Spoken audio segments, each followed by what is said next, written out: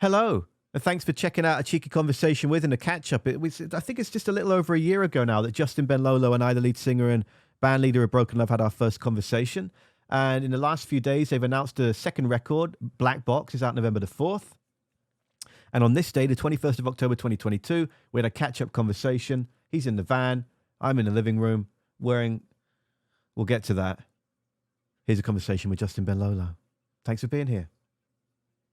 Hello. Hello. Hey, what's going on? Yeah, how's Missouri treating you?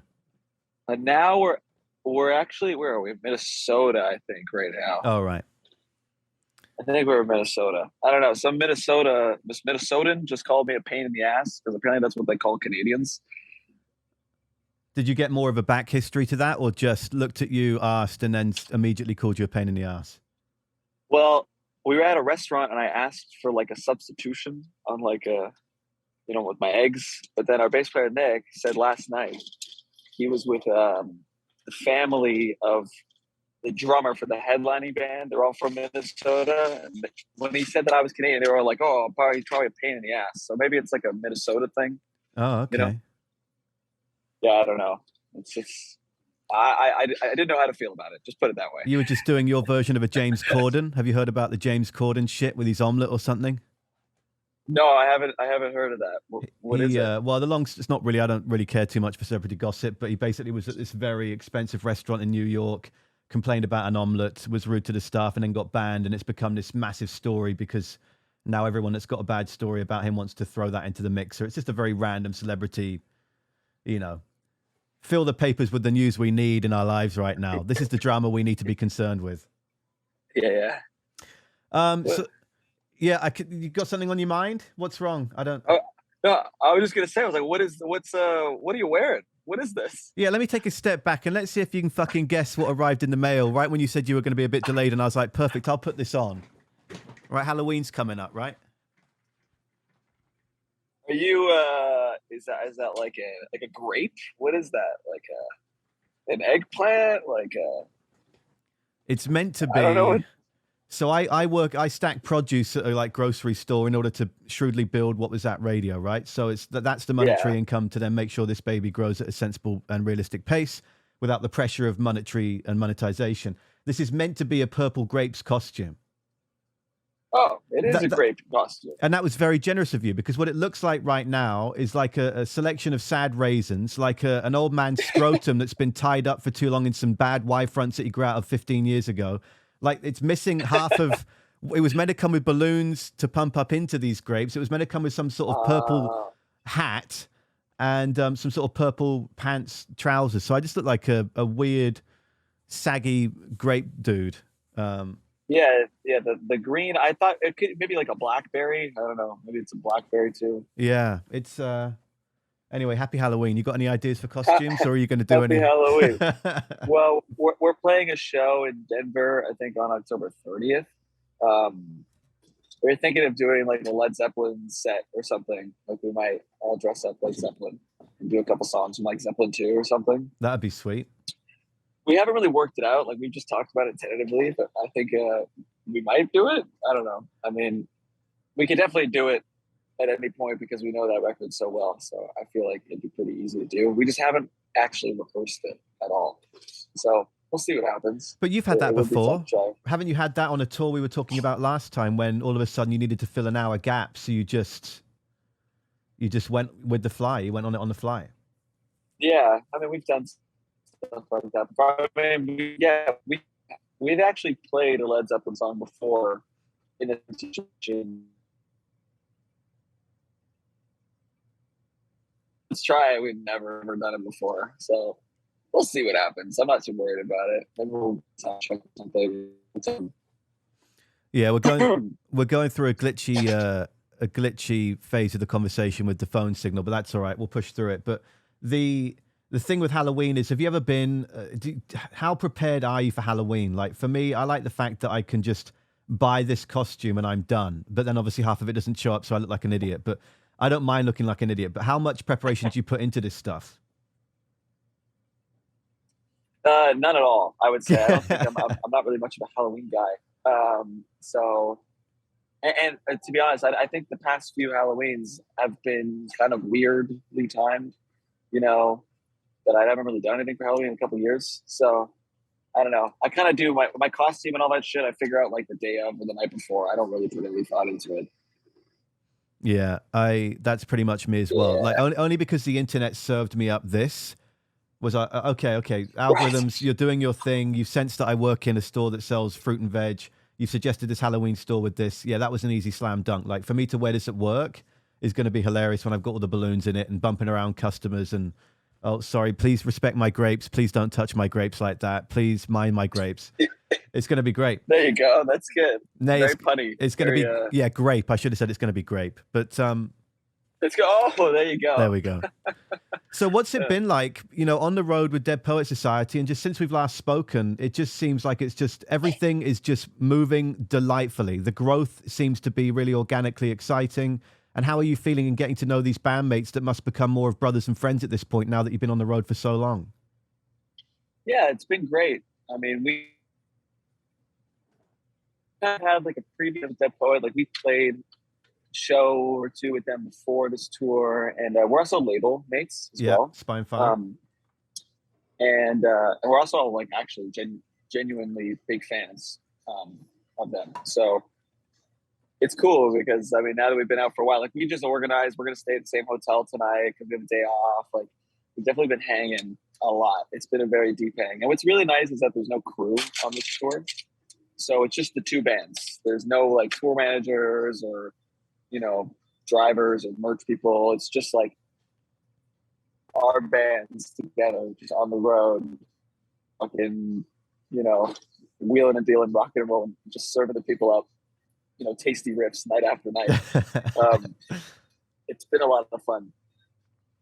Yeah, it certainly has looked like it. I mean, when I messaged you about Jackson down in Texas at the Dallas show, and we didn't even need to worry about you trying to surprise him on stage because he came straight to you before the show had begun. You know, Yeah, it must be so yeah, you cool. can't And wait to merch. he was so excited when he said, "Oh, you know, Justin recognized me," and he's built that same connection with some of the Dead Poet Society guys, particularly the drummer, because Jackson does drum covers, and you were familiar with him. How already? How did he? Because you said in our last Well, chat you love that shit. You love when someone does a cover version or touches and reaches out like that. yeah, well, I saw him do a cover of our song "Little Black Box" because he just tagged us in it. But I actually had seen him play live. I didn't know it was him. He got on stage at a Bad Flower show, and he played drums with this band 68. That was the direct You support, were at that? No and I way. was there. Yeah, we had played that night, so he played with 68, and I remember him being really good. But I didn't know that was the same kid. You know, so it's really funny. Everything came full circle. Um, it's really great. You know, and it was a pleasure to meet him. He was very sweet and endearing. It was amazing. Yeah, it does. It does fascinate me a bit because he fell into, I suppose, the YouTube algorithm threw him some of my conversations, and so he really likes a band out of Germany called Planes, and he likes a band out of Holland. Sorry, pardon me. Out of no, it is Holland. Yeah, in he watched loads of the conversations. Bong Lord, Planes, Your One. And then basically from commenting on the YouTube, I said, oh, well, why don't you jump into Discord? And then within a week, he'd signed up on Patreon. He jumped into Discord. And I've been laughing a lot at the fact that he always describes things that he likes, which you posted on Instagram earlier, as like, you said, Dead Poet Society fucks. Like, these shows are fucks. They're fucking... And it just makes me chuckle so much because I'm 30, coming up 36 years old, and I've never said like, oh, that fucks. Like, that seems to be the new grammar now. So he's come into Yeah, our it's a new thing. community saying, oh, this song fucks, this fucks, this fucks, this fucks. And it's just making me laugh every day. So it's interesting that you've actually met him and can relay to me what kind of person he is. Yeah, he's very sweet and very stoked. And yeah, I mean, hopefully we get to see each other again when we go out there. You know, I'm sure we will. And yeah, he did seem to know the Dead Poet guys. I think I saw him chatting after. It seemed like he had been to a show or two before or something. So he's a great kid. All right. Well, okay, let's address Thanks this. for reaching out. Oh, what's that? Sorry? I said, thanks for reaching out about it beforehand as well, you know, just so I can kind of like, I mean, I thought I was going to surprise him, but it ended up being quite the contrary. Yeah, he surprised you. So No, it's so cool. I love it. yeah, because also like when you're in the middle of a show, like to ask a band to completely change their game plan just to do something that even might take 5 seconds, when you've got into show mode, that's a lot to do. So the fact that you were willing to consider it was very cool in the first place, but it probably worked out for the best to let you then just focus on the set and not worry about letting down or forgetting something. So, now you can just thrift your Led Zeppelin shirts and be ready for the Halloween show, and then you're all good. Right. Yeah. So you've thrown these two EPs together, and you are going to release a record in a couple of weeks on November the 4th, Black Box.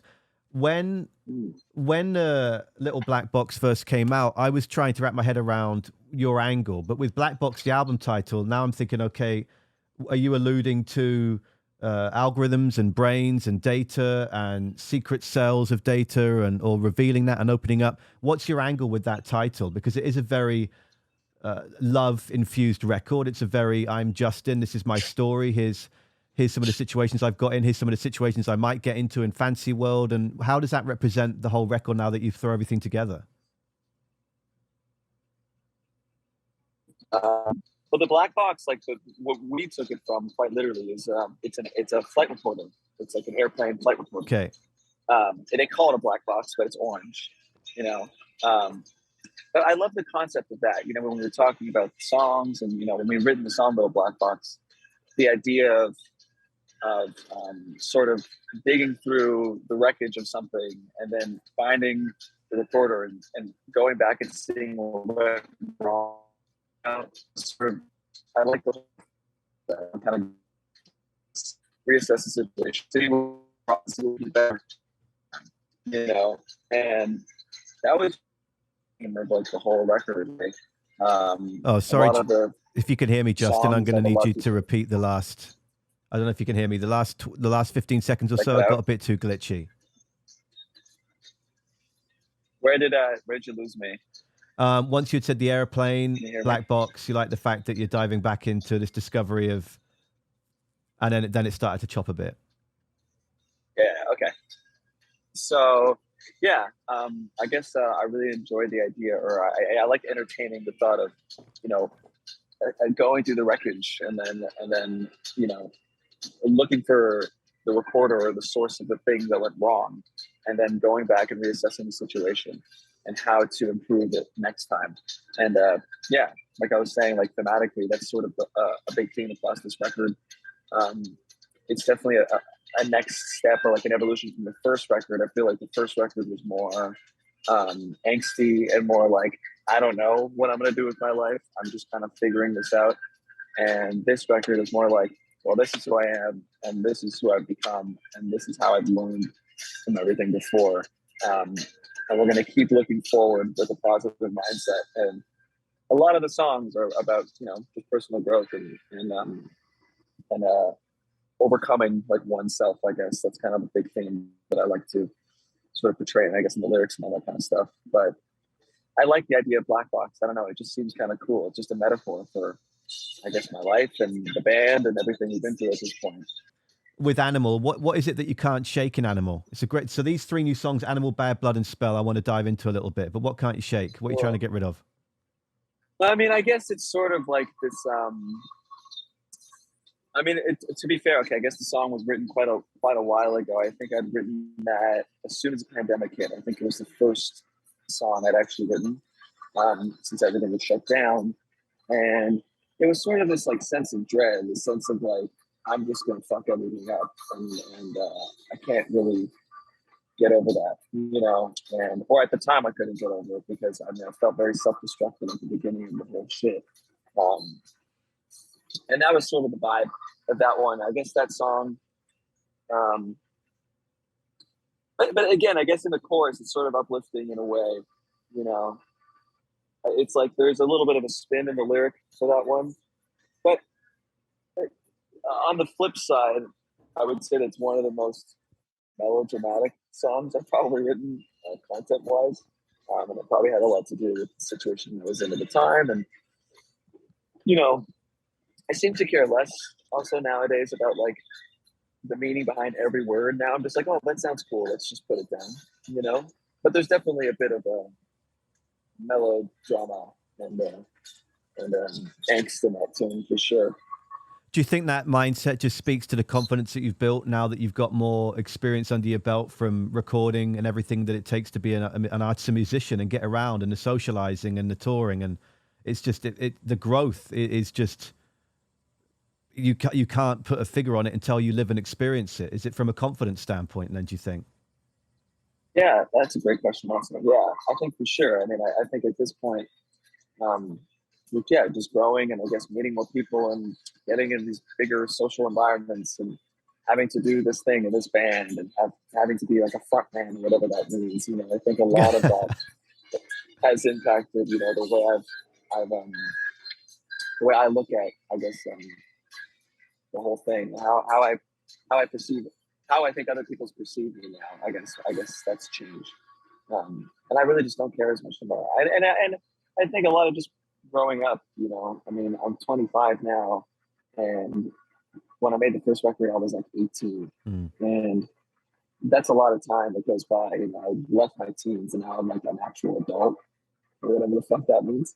Um, I think just a lot of that helped me just be more comfortable with who I am and not really care about what anybody. Well, I still care a little bit, but not care as much as what people think. Yeah. It's a delicate balance, you know. It's what you can use in sense of caring, or put. It's another way of approaching that would be how much time do you want to put on something that might in turn freeze you in time and hold you back in a negative way. So it's, you know, that's what I'm trying to strive to do every day, is not allow some of those little things to become such nags that then just waste time for all the positive stuff that could be going on instead. In Bad Blood, you've glitched a little bit. Yeah, you're back. In Bad Blood, at 2 minutes and 45, when you go, you know, who's going to save me now? And you go up that octave in the register and you find this new range. My God, it's dynamite. And I've seen the live videos from Instagram that you share all the time as well. And you're sustaining that gig after gig after gig. Like your voice has reached a new height as well, I would say, in this new record as well. I actually said it's one of those things where, like, at a live show, and maybe you'll see us. I mean, we're actually playing out. You're in Vancouver, aren't you? I'm in Victoria, so I'm coming to the Capitol Ballroom show with Bluestones. Absolutely, yeah. Yeah. Okay, so we will see you. So, live, I do a lot more vocal acrobatics. I would say I like to sing a lot higher and like do like fun stuff just to like, I don't know, just like kind of flex and just go crazy a little bit. But I've yet to really put that down on recording. And I was really happy that I kind of had an opportunity to do that with Bad Blood, because, you know, it seems kind of like gratuitous or like sort of like self-indulgent to do it on a lot of songs on the recording, you know, and I didn't want it to be like a party trick on a recording, like, oh, that's like the thing that I do or whatever. Because I do a lot of that stuff live, but I like that it's like saved for the live show and people are then thrown off. They're not expecting that kind of thing. Yeah. You know, whereas if you lay it down on the record, then I have to do it every night. Then I'm just like committed to it. Then people get upset if you don't. It's like, if that becomes their favorite part of the song, then you're screwed if you don't do it, you know?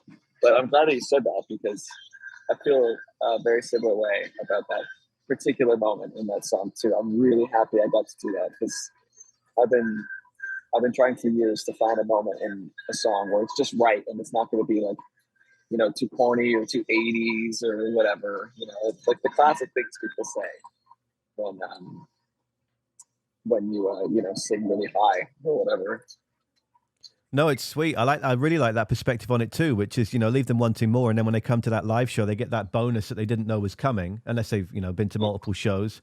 But at the same time, you know, you're a guitar player as well. And it's interesting that you don't hear guitar solos in every single song, because I think some guitar players would fight you and say, no, I still need my solo, man. You can do your flex vocal. I need the solo. So I think there's a great balance that you leave them wanting more, even though, but that speaks volumes to the strength of the record and the songs that you can compose and put together in the first place, is that you can add that extra flair and they get more, but you're still not losing anything for you, for your voice, and keeping that voice as strong as it is on the road and everything else that goes with it. No, I really like that perspective.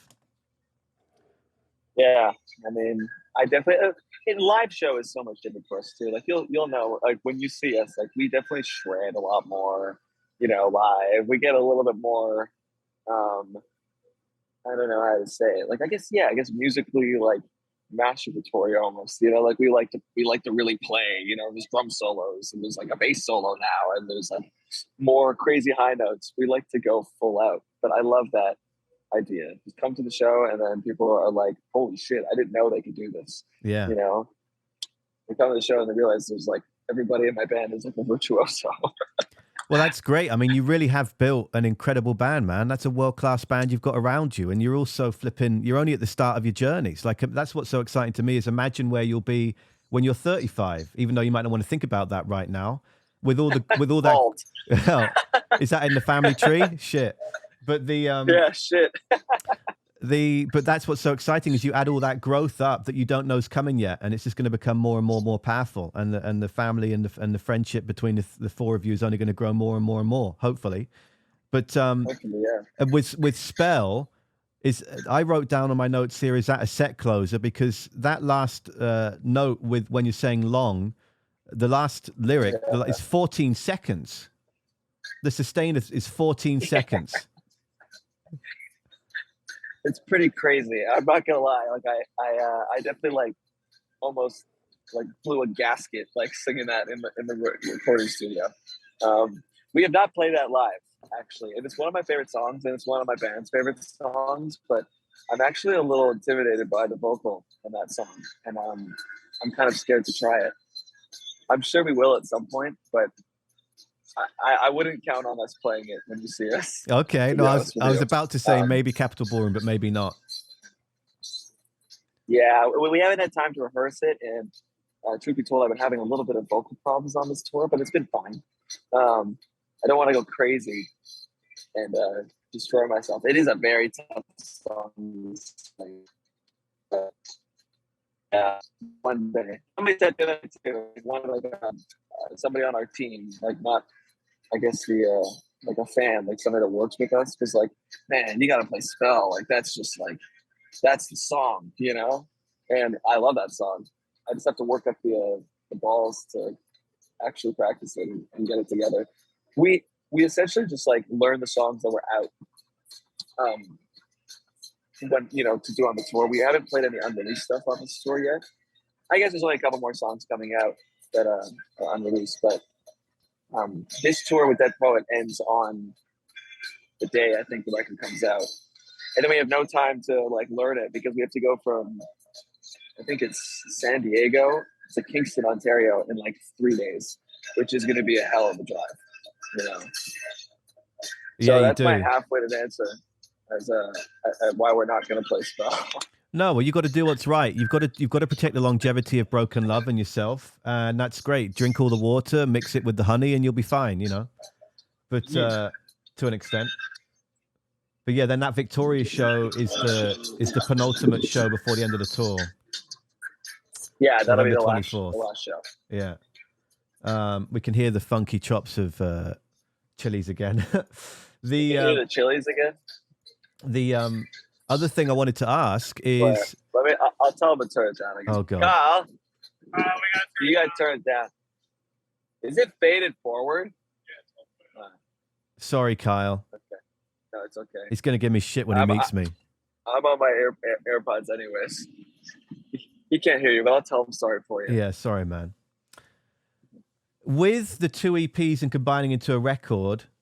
I've been speaking we've got a lot of super fans of Broken Love. Obviously, we've touched on Jackson already in this conversation, but there's been 2 or 3 that have asked, like, oh, I wonder what's my take on it? What can I ask what your take on it is? For me, my take on it is when you've got 2 EPs as strong as that, and when you're an emerging band, and then you've got other songs that you've still got in the back that you can reveal, why not combine them all together? Because that is a world-class second record. Like Black Box now it makes complete sense to me. But what was the thought? What was your thought process behind it? Was it always the view that when we spoke last year that you knew that it was going to be 2 EPs combined with 3 other songs to a record, or were you still deciding and just figuring out as we grew along here what seems the best step forward? It kind of, I guess when we first started floating the idea of new songs and new releases, you know, me and the label kind of went back and forth, and yeah, I guess we were kind of searching for the right way to go about it, especially in this modern world and with the way music is consumed these days. So it hadn't been set in stone. At that point, I think we were still figuring out whether or not we were going to do a full length, or an EP or etc. But I mean, we sort of met in the middle and did, this thing that we're doing now, which is kind of ingenious, I think, these days, because, and credit to my label for coming up with this idea, doing like 2 EPs and then the record, even though I'm almost seeing it as a third EP that then like, folds into this thing, and then there's like a brand new track listing. So it feels like a new album, even though the songs are like essentially being released in EP format. It's just good for like algorithm stuff, which is unfortunately we have to be conscious of these days, and it's a very big part of the industry now. So it's really it was done this way to like trigger the algorithm, keep people interested, keep their attentions, because unfortunately, I think you might agree with this, is like a lot of people don't really listen to full records anymore, especially rock and roll records. We kind of live in a singles market. We live in a streaming world where it's all about singles, and then playlisting the hell out of like your single. And when you put out like a 12-song record, maybe 2 of the songs will take off, but then the rest of them just kind of get left in the dust. And maybe your true fans are the ones that actually pay attention to it, but it doesn't. I feel like it just doesn't get the recognition that I've wanted it to. That I think it deserved. So the way we do this, we release less songs at a time. Not only does it like help stoke the algorithm and keep people's attention, it also helps with like Spotify and Apple Music and having them be like, oh, well, there's only 3 songs here. Okay, we could throw these in our editorial playlists. Like it's less for them to do, as opposed to like having to deal with a whole collection of songs. And I also like that, we've gotten kind of creative with the artwork. We kind of told this, like, I guess not a story per se, but we painted, I guess, a picture quite literally of a few different pieces of art that I think we haven't done before. Because the whole aesthetic prior to this record was always, the heart with the dagger on everything. Every single had that. The album cover was that. So I think it was kind of a cool little opportunity for us to even do more of that, kind of go more into like the artistic side of things, or illustrative kind of side of things. Yeah, I mean, I would say in a nutshell, but it wasn't really in a nutshell. That was sort of the intention, I guess, behind doing it. Like I said, like it wasn't really my idea to do it that way, and much to the credit of my label and the product managers and everybody who, I guess, came up with the concept. Ultimately, it's done more so than our first record is. Our first record has been out for maybe 3 years now. I think 4 years. I don't really know, but it's already achieved what that record has, and the full album's not even out yet. I mean, it's pretty crazy how quick things are moving nowadays. And I guess, some of that probably has to do with our ongoing or continuing success that I guess you can say, I'm very grateful for that, but I think that might have to do a little bit with it.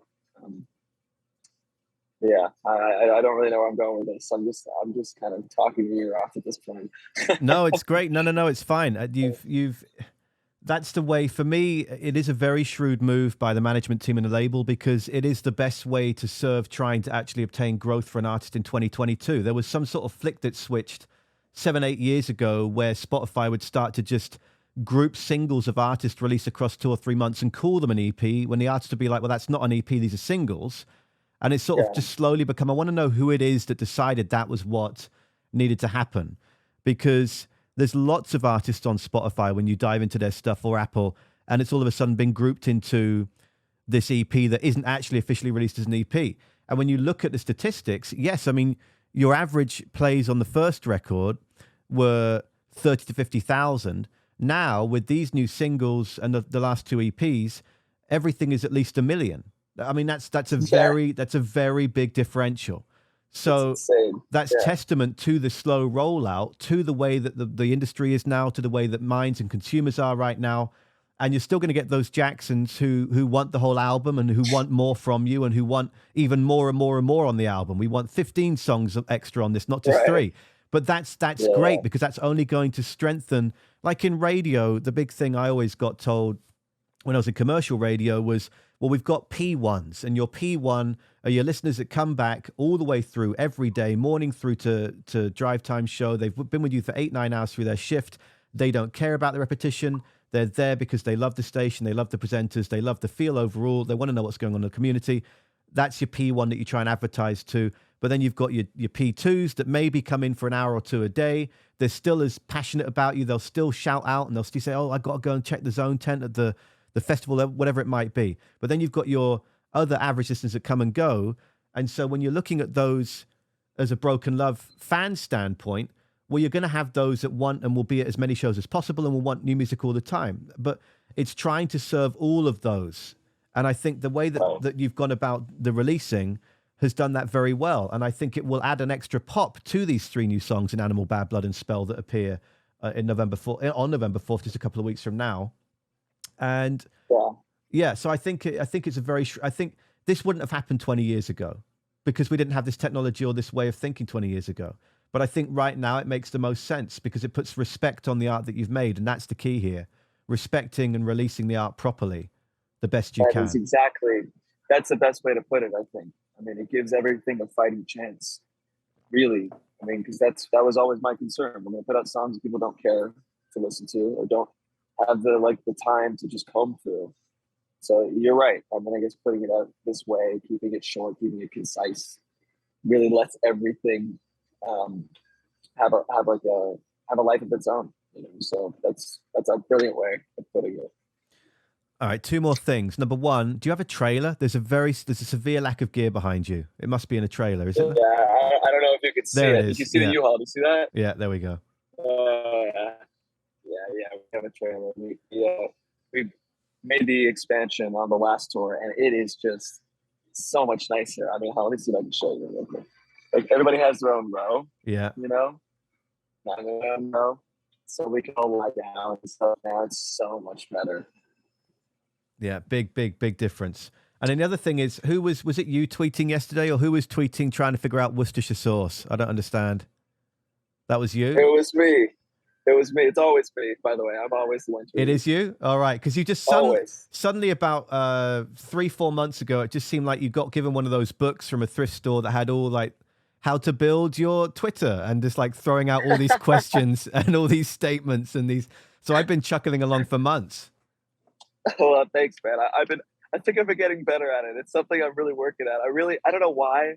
After we did our tour at Bad Flower, their lead singer Josh is like a Twitter king. He's just so good, and he's built such a great character and personality that he kind of inspired me, and I just love, bullshitting on Twitter. I think it's a lot of fun, so I appreciate that. Have you seen the old Italian fella, the video that went viral several years ago, trying to say Worcestershire, and his son's trying to help him like cook a pasta, and he's like, "We're going to use a Worcestershire sauce." Have you seen that guy? I don't think so. That's funny. I'll link it to you after this. Yeah, link it to me. Worcester. Yes, it was Worcester, right? Worcestershire, yeah. Worcester. Dude. I can't. Worcester. But the thing is then Worcestershire. Yeah, you see, that's when people feel that they fucking know it all because they've watched The Hobbit. It's throw a shire on the end. I've heard Worcester sauce too, just Worcester or something.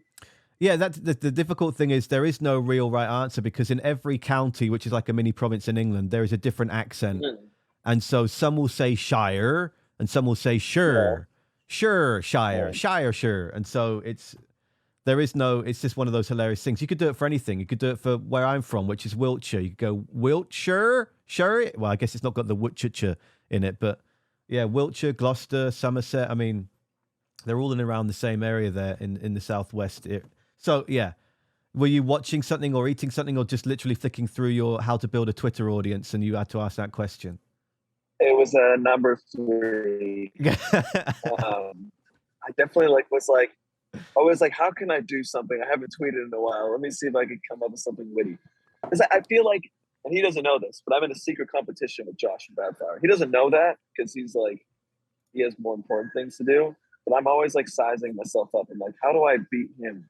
And he's just so good. So I'm constantly trying to be weird and quirky and funny. And sometimes when you have like a really solid tweet that takes off, I just feel so good, And maybe that's bad to admit because it's a lot of gratification that really means nothing, but I just want to like be able to just kill it on Twitter, and that's kind of been a goal of mine for a couple months. So I'm glad that you've picked up on that. It is working a little bit, but I find that it's hard for bands to. Twitter is not a very great place for bands. I find like rock bands and stuff. They don't usually kill. It's usually Instagram or Facebook. That's like kind of the main kind of like hub. But I think Twitter you have to handle very differently. And like I don't think they care about the music on Twitter. They just care about you having some weird takes on shit and getting involved with the conversation. I feel. Whereas like Instagram is like we talk about the music, we post about the band, where Twitter is just for nonsense. Yeah, it does seem to be a place where it's like who's got the loudest echo chamber or opinion, and it's interesting. Sometimes. Like I don't know. It's definitely changed over the last 12 or whatever years that I've had an account for sure. But yeah, Worcestershire. Worcestershire. There you go. You got it. It's not an issue. I got it? Yeah, it's not an issue. Oh, thanks. John, you're the man. Thank you. No, that's very kind of you. It's all you, Justin. All right. Well, so you're about what? How many more hours until? Well, you don't have a gig until tomorrow, no? So tomorrow we play in St. Louis. Yeah. So today we're going I think we're stopping halfway, going somewhere in Iowa today. I think we got about 3 hours left, probably. Not bad. 3-4 hours. Not so bad. All right. Well, I mean, I really appreciate you allowing the time to do this and get a catch up in again. Of course, man. And always a pleasure to talk to you, Joe. Yeah, I love it. I'm very much looking forward to Jody and I, my partner and I, will be at the Bluestone show if all things go right next month, which is so crazy. Yeah, it's like 20-something days away. So yeah, I know, it's nuts. And actually, a cheeky favor, if you feel so inclined, and you don't have to, but just dropping some hints to the Dead Poet guys. Like, there's this guy that would be a great chat. He'd love to chat with you. I've not reached out to them yet, but I know Jackson's been Instagramming. I'll let him know. I told my band before this. I was like, this guy's like my favorite dude I've ever done an interview with. So. Oh, well, that's very kind. I really appreciate talking to you again. It's always good. It's always great. I'll tell him. Yeah, I'll put in a word for sure. Okay, thank you. Yeah, and say hello and to. I guess for that show, I figured you probably know how to get into the show, but if you need, I know this off the record or whatever, but I'll just put you on a list or something. We can figure it out, Yeah, no, Sarah and Natasha at Looters are awesome, so I've already got that taken care of. Yeah. I figured you already had something going on, but just in case, I just wanted to extend the offer. No, I appreciate that a lot. No, very much so. We've not been too much of anything as we just build this and Jody's businesses and working 7 days a week and family time and everything. So it's we're really looking forward to when we get those 2 or 3 times every few months to go out and have fun. This is going to be a hell of a show because the Bluestones guys are such sweet. I don't know how well you know them, but they're from the 2 or 3 times they came through the zone when I was there. They're such sweethearts. They're so grounded. They just want to play music. They're not worried about the bullshitting and around it. And I think they prove that actually in their new song when they're saying, "I don't like Billie Eilish." That's a clever lyric. Yeah, they're awesome. Derek came out to our show in Detroit when we played out there. He's a sweetheart. He accidentally called me earlier, actually. He butt dialed me earlier today. But they're great dudes. I mean, they're very, very sweet. And I love the music. And it's kind of really cool that I get to tour with them. So I've been listening to them for a couple of years. It's very funny how things come full circle. I could say the same thing about Poets. I mean, these are 2 bands that I thought were sort of at this tipping point where rock is becoming cool again, and there's this cool resurgence. We kind of spoke about it last time we chatted. There's something going on, and these were 2 bands I always thought and still think are a part of this new rock thing. I don't know what you want to call it, but it is just very cool. Very grateful. It's going to be a lot of fun. Big time.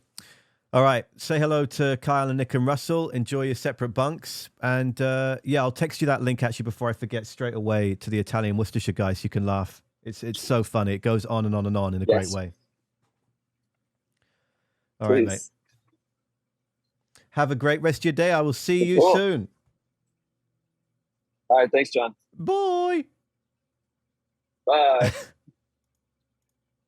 Getting glitchy at the end. Classic. So there you have it. A conversation with Justin Ben Lolo of Broken Love, lounging and chilling in the back of the tour van.